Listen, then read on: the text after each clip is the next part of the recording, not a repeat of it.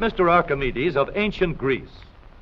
Long ago, Archis said, "Give me a lever long enough, and I can move the world." What Archimedes meant was that the power of a lever is practically unlimited. Today, almost everyone uses some form of lever in his daily work. The familiar can opener is a lever with a sharp cutting edge.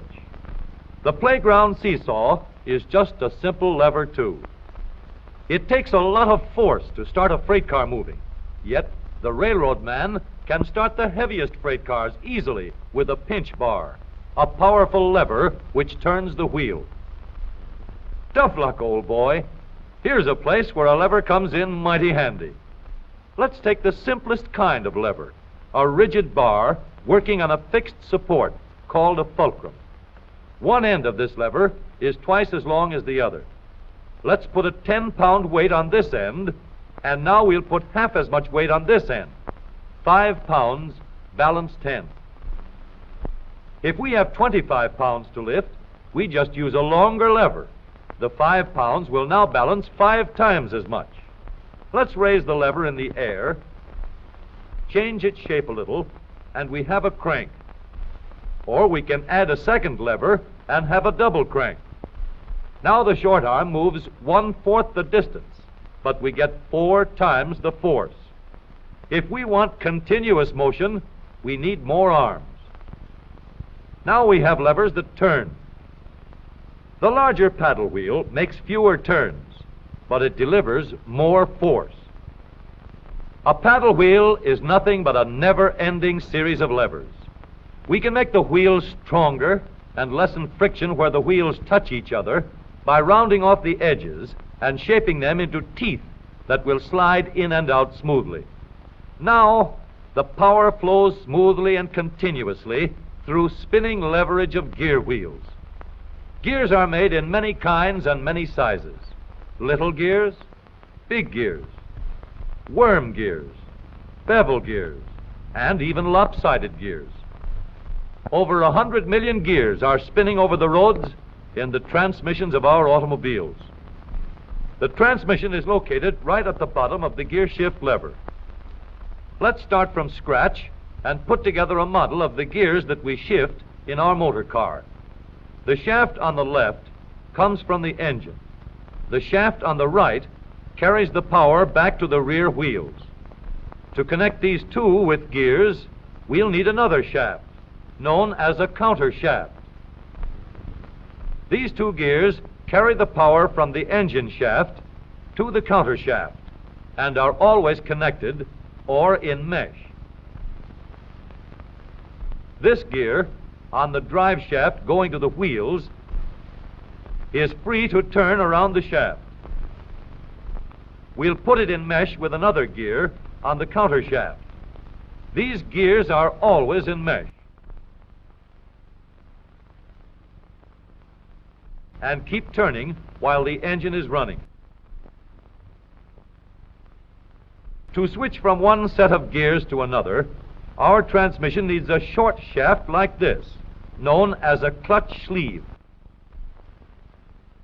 It cannot turn on the drive shaft, but it is free to slide back and forth.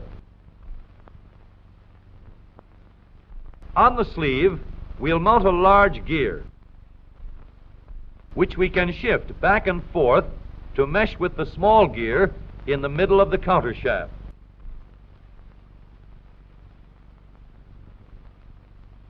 We are now in neutral. The gears that are always in mesh are turning over with the engine, but the shaft to the rear wheels is standing still. A 3,000-pound automobile takes a lot of force to start.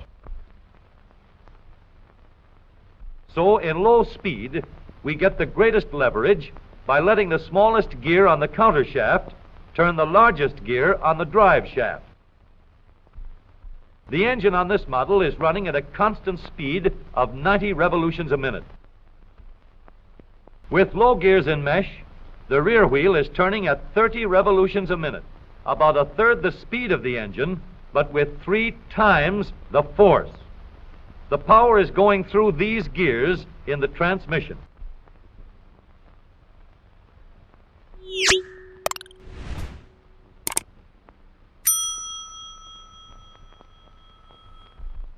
After we've started the car rolling, we want fast pickup. So we shift into second by sliding the sleeve backward to mesh with this gear on the shaft to the rear wheels. The wheel is now turning at 60 revolutions a minute, and the power flows through these gears.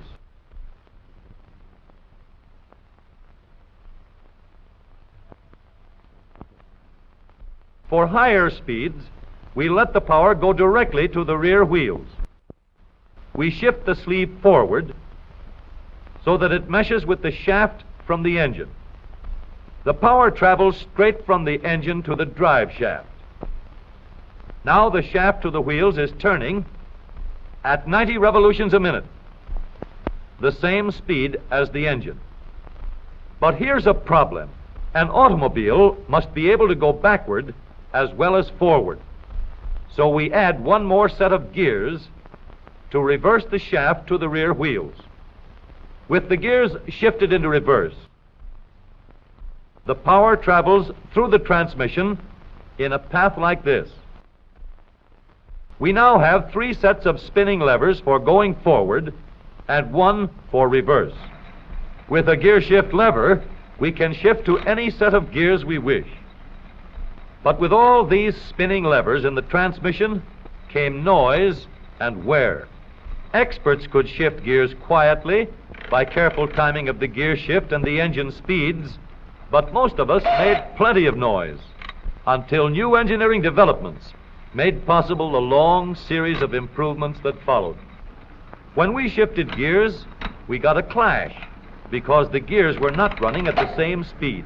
In other words, not synchronized. So engineers set to work to develop a synchronizer. The synchronizer works like a cork twisted into the top of a bottle. The cork will turn until it is so tight that the bottle turns with it. Synchro mesh works the same way.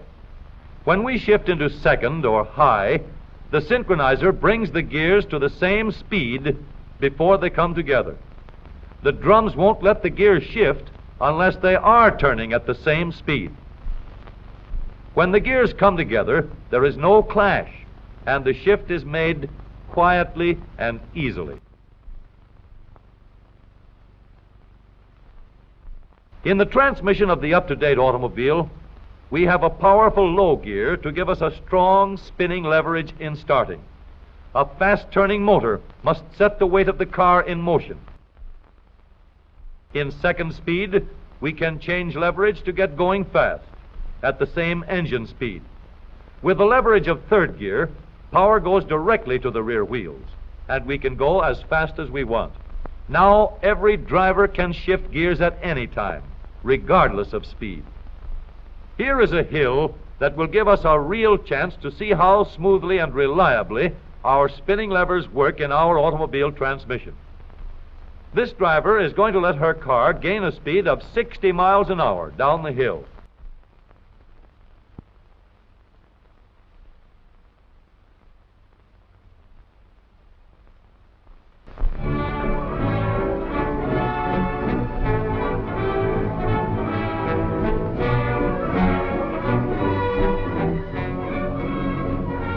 Then she will shift into second speed and bring her car easily and safely under control before it reaches the bottom of the hill.